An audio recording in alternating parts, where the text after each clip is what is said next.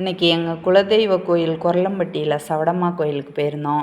முன்னோர் வழிபாடு இன்றைக்கி ஆடி மாதத்தில் தழுகை போட்டு எல்லாரும் சேர்ந்து எல்லா பங்காளிகளும் சேர்ந்து கும்பிடுவோம். அங்கே போயிருந்தோம். உறவுக்காரங்களையெல்லாம் பார்த்தோம், சாமி கும்பிட்டோம்.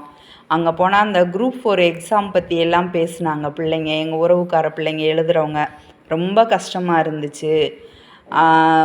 இப்படி ஓலைச்சுவடிகளையெல்லாம் கேட்டிருந்தாங்க. ஒரு பக்கம் படிக்கிறதுக்கு வேலைவாய்ப்பு ஏற்படுத்தி கொடுக்கணுங்கிறாங்க. இவ்வளோ கஷ்டமாக இருந்தால் எப்படி எக்ஸாமவே இனிமேல் எழுதாமல் விட்டுறலாமான்னாங்க. அதை பார்த்துட்டு அப்படியே நாங்கள்லாம் சேர்ந்து உருவாக்கின மரக்கன்றுகள்லாம் நட்டு சோலை மாதிரி உருவாக்கியிருக்கிறோம் கோவிலில். நாங்கள் ஏற்கனவே மாணவர்களுக்கு இங்கே கோடை சங்கமம்னு ஒன்று வச்சு இது பண்ணுவோம். பரிசளிப்பு மரக்கண்ணோடு சேர்த்து எல்லாம் கொடுப்போம்.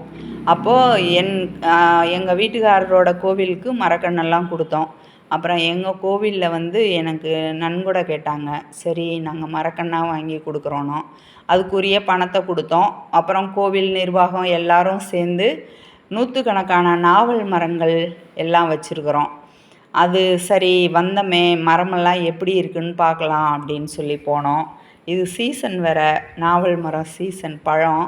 ஆனால் இன்னும் காப்புக்கு வரல. எங்கேயாவது உள்ளே 1 2 காய்ச்சிருக்குமா அப்படின்னு சொல்லிட்டு தேடி பார்த்தோம். எங்கள் கண்ணுக்கு ஒன்றும் தெரியலை.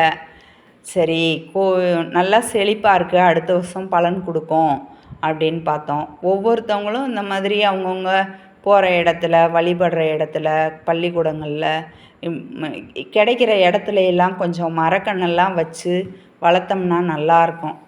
பார்க்குறதுக்கே மகிழ்ச்சியாக இருக்குது. எப்படி நம்ம பிள்ளைங்க பெற்று வளர்த்து ஆளாக்கி அவங்க பலன் கொடுக்குறதோ, பலன் கொடுக்குற இடத்துல இருக்கிறத பார்க்குறதுக்கு மகிழ்ச்சி அடைகிற மாதிரி இந்த மரக்கன்றுகளை எல்லாம் பார்க்கும்போது ரொம்ப சந்தோஷமாக இருந்தது.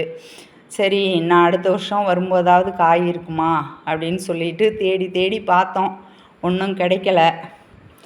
ஒவ்வொரு மரமாக தேடுறோம், ஒன்றும் இது இல்லை. சரி, அடுத்த வருஷம் பார்ப்போன்னு சொல்லிட்டு வந்திருக்கோம். நீங்களும் முடிஞ்ச வரைக்கும் எல்லாரும் எல்லா இடத்துலையும் மரக்கன்றுகளை வைப்போம், பிள்ளைங்களை படிக்க சொல்லுவோம்.